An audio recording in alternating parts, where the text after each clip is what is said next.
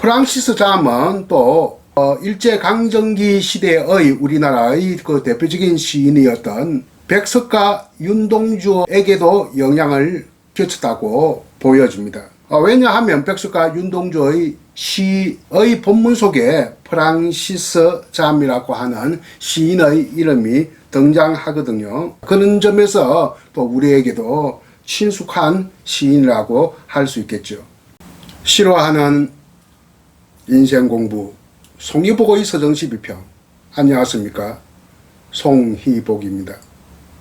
오늘은 프랑스의 시인이었던 프랑시스 잠의 시 한 편을 가지고 여러분 앞에 나섰습니다.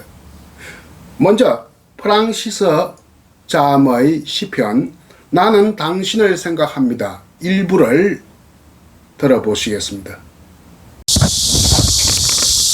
나는 당신을 생각합니다. 프랑시스 잠.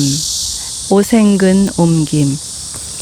나는 당신을 생각합니다. 나의 시선은 장미숲에서 따뜻한 고강나무를 향해 이동합니다. 당신을 다시 만나고 싶습니다. 서양 포도가 서양 자두나무 옆에서 잠들 무렵이면 나는 살아오면서 줄곧 마음속 깊은 곳에서 뭐라 말할 수 없고 알 수 없는 것을 느낍니다. 당신에게 전합니다. 장미꽃이 모래 위에 떨어져 있다는 것을, 물병이 탁자 위에 놓여 있다는 것을, 소녀가 샌들을 신었다는 것을, 풍뎅이가 꽃보다 무겁다는 것을. 하략. 잘 들어보셨습니까? 프랑시스 잠의 나는 당신을 사랑합니다. 사연으로 된 시인데 여러분은 지금 제1년과 2년을 들어보았습니다. 오늘은 책 한 권을 소개하는 의미의 이기도 하네요. 올해 나온 책 중에서 이런 책이 있습니다. 오생근 역고 옮김 해설. 시의 힘으로 나는 다시 시작한다. 책이 조금 두껍습니다. 프랑스 현대시의 역사에서 대표적인 시인들, 대표적인 시작품들을 가리고 골라서 하나하나 아주 자세한 해설을 붙인 책입니다. 책 표지를 조금 더 크게 보여주시겠어요? 자, 책을 보시죠. 네. 오생근 선생님의 책입니다. 책 제목은 시의 힘으로 나는 다시 시작한다입니다. 책이 안에 상당히 프랑스 현대시를 이해하는 데 있어서 가장 입문이 될 만한 책이 아닌가 해서 여러분에게 소개시켜드리고, 프랑스 현대시사 중에서도 시인별로 보면 보들레르에서 프로베르까지 이르는, 그러니까 19세기 말에서 20세기 중반에 이르는 우리에게 익숙하고 친숙한 시인들의 이름이 많이 나옵니다. 프랑시스 잠은 또 일제강점기 시대의 우리나라의 그 대표적인 시인이었던 백석가 윤동주에게도 영향을 끼쳤다고 보여집니다. 왜냐하면 백석가 윤동주의 시의 본문 속에 프랑시스 잠이라고 하는 시인의 이름이 등장하거든요. 그런 점에서 또 우리에게도 친숙한 시인이라고 할 수 있겠죠. 1, 2연을 우리말로 된 본문을 보고 간단하게 제가 말씀드릴까 합니다. 나는 당신을 생각합니다. 이 시는 화자인 내가 연인인 당신에게 마치 말을 건네는 듯한, 또 편지를 주는 듯한 내용의 시라고 할 수 있겠습니다. 그야말로 남들이 모르는 좀 내밀한 말하기의 유행에 속하는 그러한 시다. 그러니까 전형적인 서정시의 장려적 특성을 가진 시다 할 수 있습니다. 이 시는 하자와 연인, 나와 당신의 관계로 설정된 시입니다. 다른 사람들은 없고 두 사람만의 어떤 관계에서 비롯된 말하기의 간섭에 의거한 그러한 시라고 할 수 있겠죠. 듣는 사람의 입장에서 볼 때 그야말로 내밀하게 듣는, 서정시의 특징은 남이 없는 데서 이루어지는 것이 예사입니다. 이 시에서 화자와 연인, 나와 당신의 관계로 설정이 되어 있는데 화자가 연인에게 내가 당신에게 내밀하게 말하는 방식을 취하고 있거나 아니면 은밀하게 편지글을 보내고 읽는 그러한 글쓰기 간섭을 취하고 있습니다. 남들이 없는 데서 이루어지는 의사의 전달과 받아들이는 그런 것이 그 내밀함, 은밀함이 바로 서정시의 장르적인 특성이라고 하겠죠. 그런데도 불구하고 나는 당신을 사랑합니다 라고 하지 않고 또 나는 당신을 그리워합니다 라고 하지 않고 나는 당신을 생각합니다. 이렇게 시작되고 있는 그러한 시입니다. 나의 시선은 즉 눈길은 장미 숲에서 따뜻한 고강나무를 향해 이동합니다. 고강나무는 사전을 찾아보니 낙엽 감목이라고 되어 있어요. 나무는 낙엽수냐 상엽수냐, 그러니까 겨울이 되어도 잎이 떨어지거나 아니면 떨어지지 않고 그래도 그 푸름을 유지하고 있거나 둘 중에 하나죠. 또 그리고 관목이라는 말이 있는데 관목 반대말은 교목입니다. 관목이거나 교목이거나 둘 중 하나입니다. 세상의 모든 나무가 그렇습니다. 낙엽이거나 상엽이거나 아니면 관목이거나 교목이거나 합니다. 이 고강나무는 이름은 우리가 잘 안 들어본 이름이지만 우리나라에 각처의 골짜기마다 많았다고 합니다. 지금은 관상수로 이용되고 있다고 하는데 관목입니다. 관목이란 말이 뭐냐? 우리말로는 떨기나무라고 하죠. 땅속에서부터 나올 때부터 이미 줄기가 여러 갈래 뻗어서 원줄기가 분명치 않는 이 나무를 관목, 우리말로는 떨기나무라고 하죠. 그러니까 하나의 줄기로 된 게 아니고 한 떨기로 되어 있는 나무다 이렇게 생각하면 되겠습니다. 떨기나무는 관목은 사람의 보통 키보다는 낮은 나무라고 할 수 있겠고요. 반대말 교목은 사람보다 키보다 훨씬 큰, 그래서 우리말로는 교목을 키 큰 나무라고 합니다. 어떤 나무는 키가 너무 커서 10층되는 아파트 높이만한 나무도 있죠. 그리고 무엇보다 줄기와 가지가 분명하다. 우리가 나무라 할 때는 보통 교목입니다. 목재로 서 있는 나무다. 줄기가 아주 굵고 길기 때문에 목재로 서 있는 나무가 교목, 즉 키 큰 나무고, 이 고강나무는 관목, 떨기나무입니다. 하여튼 고강나무 우리나라에도 많다고 하는데 그 이름은 이렇게 익숙치가 않네요.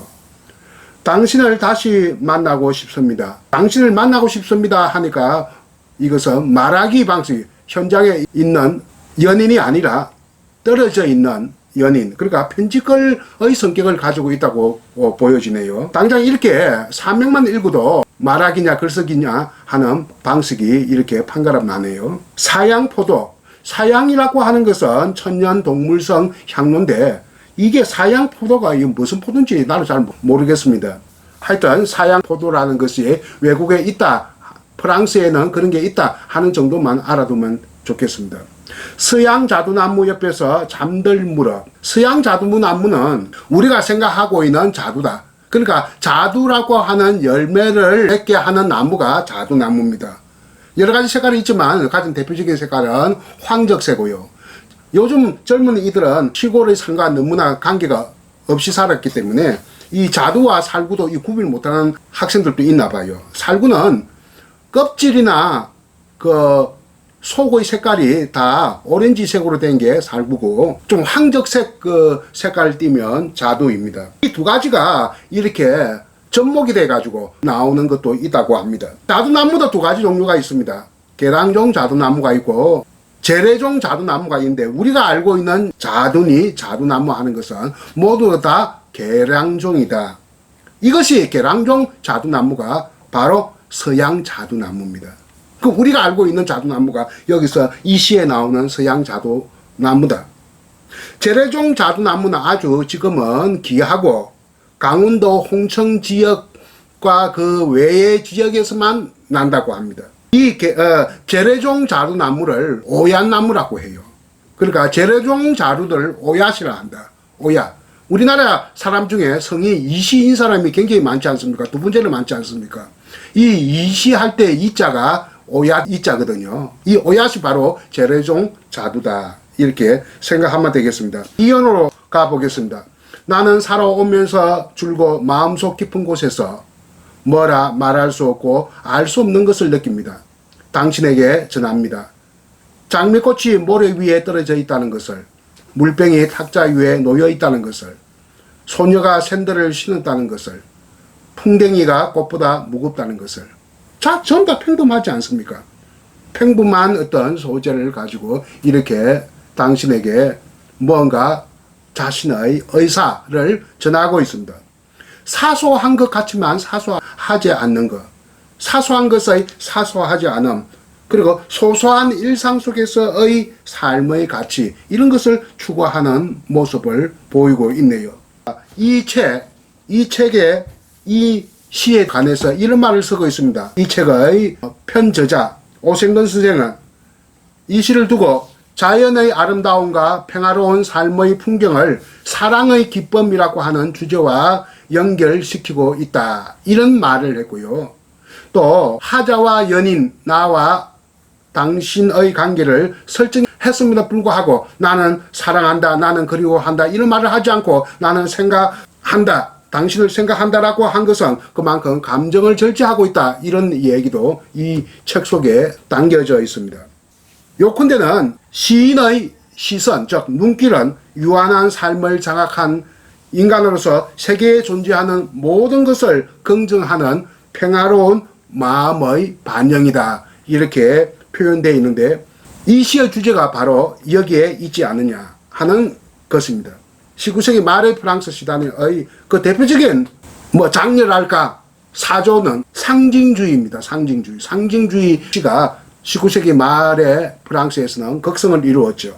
그래서 상징주의가 세기 말적 분위기와도 무관치 않습니다. 조금 뭐라 할까요? 상징이란 말이 애매모호한 거 아닙니까? 모호한 언어 아닙니까? 명쾌하지 못하고. 또 그리고 상징주의 하면, 또 상징적인 시 하면 생각나는 것이 어명이 깃들어져 있다. 어명이라고 하는 것은 언어의 어명, 그림자라는 뜻입니다. 그만큼 좀 모호하고 애매하고 명료하지 못하는 것인데, 근데 이 시를 보면 상당히 명료하다는 것을 알 수 있습니다. 프랑시스 잠은 20세기 초반에 주로 활동한 시인이고, 시골서 살면서 삶의 그 평범한 소재를 주로 시로서 이렇게 썼습니다. 상징주의자들은 소재도 아주 비범합니다. 평범함을 좀 넘어선 것. 심지어는 어떤 엽기적인 것도 있습니다.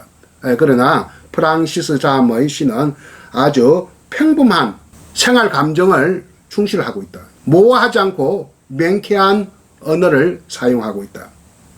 이런 것으로 특징 지을 수 있겠는데, 저는 개인적으로 상징주의 시보다는 이런 프랑시스 잠 같은 시를 좋아합니다. 문학은 그 아주 다양한 취향이 반영되어 있거든요. 저는 이렇게 아주 모호하고 엄령이 깃들어 있고 하는 것보다도 평범하고도 명료한, 명쾌한 그런 언어의 시를 좋아하는 편인데, 그래서 윤동주도 좋아하고 그렇습니다만, 오생근 선생이 이 책에서 조금 제 개인적인 취향에서 볼 때 아쉬운 감은 보들레르 시가 여기에 무려 17편 실려 있습니다. 가장 많이 실려져 있는데 프랑시스 잠의 시는 딱 한 편밖에 안 실려 있어요. 이게 조금 마음에 좀 안 든다, 좀 이런 생각이 들고요. 제 취향이니까 그렇습니다. 두 번째로 많은 시가 기욤 아폴리네르 시가 7편 실려 있네요. 자, 저희가 그때 미라보다리 하잖아요. 그렇죠. 미라보다리에 관해서 그 미라보다리로 여기에 또 실려 있습니다. 그러니까 불문학자가 번역하니까 아주 번역이 잘 될 것이라고 보여집니다. 제가 그때 이리저리 번역한 것보다는 훨씬 잘 번역됐을 것이라고 보여지는데, 어디 한번 읽어볼까요? 미라보다리 어떻게 번역해요? 조금만 읽어드리겠습니다. 294쪽에 있네요. 저희 그때 미라보다리 했던 거하고 어떤지. 자, 이 예정에 없던 또 신앙독을 합니다. 미라보 다리 아래 생강은 흐르고 우리의 사랑도 기억해야 하는가. 기쁨은 늘 괴로움 뒤에 왔는데 밤이여 오라, 종이여 울려라. 세월은 가도 나는 머물러 있네.